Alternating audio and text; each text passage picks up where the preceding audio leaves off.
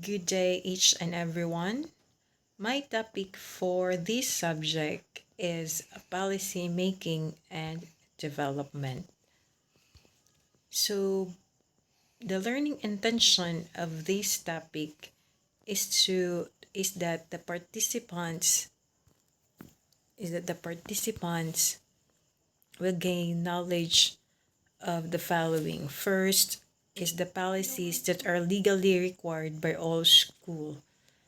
Second one is developing a plan for reporting on and reviewing policies.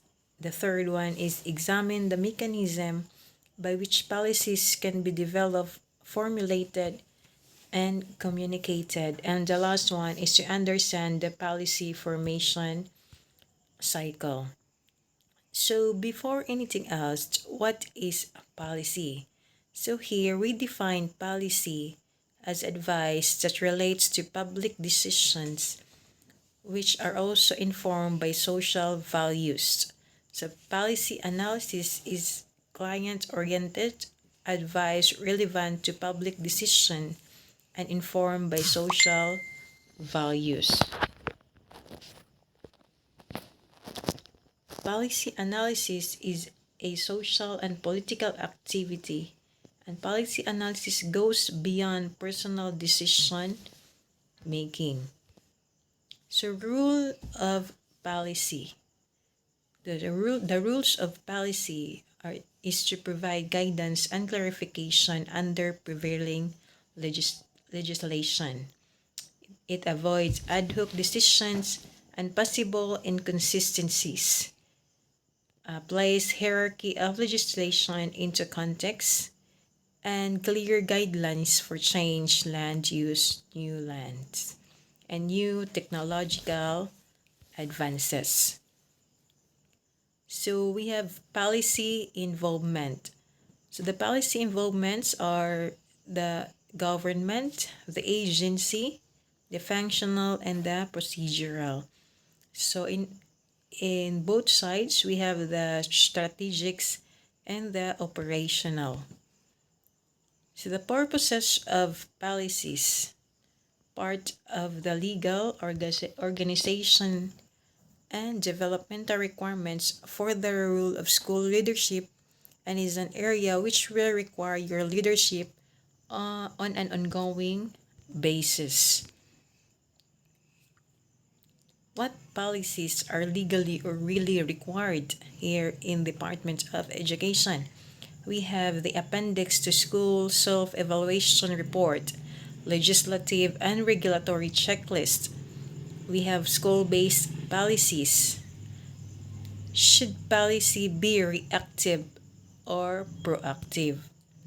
So policy type, we have 4 policy types by Theodore J. Louis. So these are the distributive, constitutional, regulatory, and redistributive. So these are 4 types of policies. So we have the policy formulation. So in the middle, we have the purpose and the function. So we need to have the DES, other external agencies, sectoral or ETB, JMB, ACCS, and the school base. So policy dimensions. So we have the dimensions of policies. The first one is the output or the laws, or regulations, and rules. The outcomes, way policy induces behavioral change, or the impact.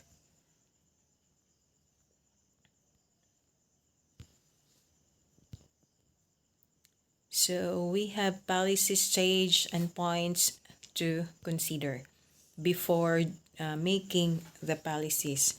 First one is problem definition and agency setting. So these are the questions asked in problem definitions and agency setting. Why is this problem on the agenda? Second one is how is the problem perceived And the third one, can and why do perception change? Next one is after problem definition and agenda setting, we will go to policy formulation and adoption. So the questions guide questions will be how do decisions come about, or how can policy outputs be explained? The next step is implementation. The guide questions will be why do some policies fail? What factors account for variance in policy implementation? And the last step is evaluation. After all have all the stages, the 30 stages been made, we need to have the evaluation in order to see if the policy made is a success. And the guide question for evaluation is how can policy effects be measured? The decision-making theory, we have the rational comprehensive model, mixed scanning model, incremental model, and garbage can model.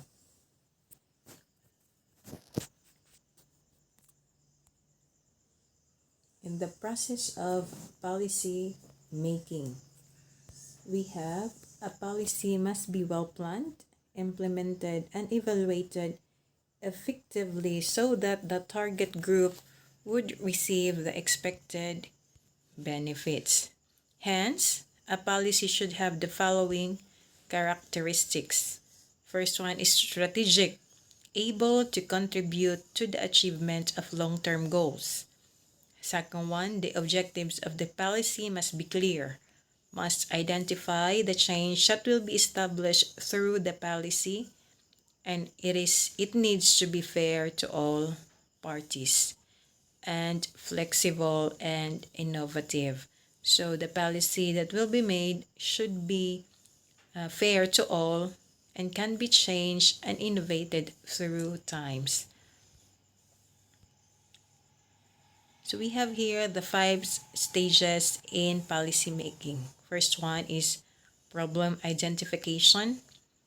Second one is goal and alternative identification. Third one is selection of policy instruments. Fourth one is implementation of policy. And the last one is evaluation of the policy. So what is shared policy making? So shared policy making offers a structured way to incorporate evidences as well as students' values and preferences in education. This process can support conversations leading to better informed decision congruent with what matters most to the students. The purpose of this shared policy making is to enhance student achievement through both improvement of the instructional program and delivery of support services. And we have also here the liabilities of group decision making. First one is group often work more slowly than individuals.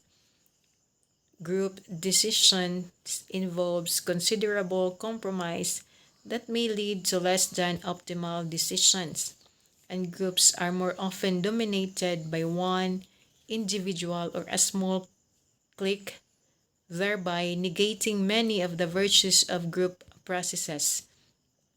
An over-reliance on group decision-making can inhibit management's ability to act quickly and decisively when necessary. So, as we have also here the 3 big initial ideas of policy making. So, myth of meritocracy versus reality of inequality, excellence or equity or social capital and limits of schooling. So that's all about policy making and development. Hope you have understand something. Thank you and God bless.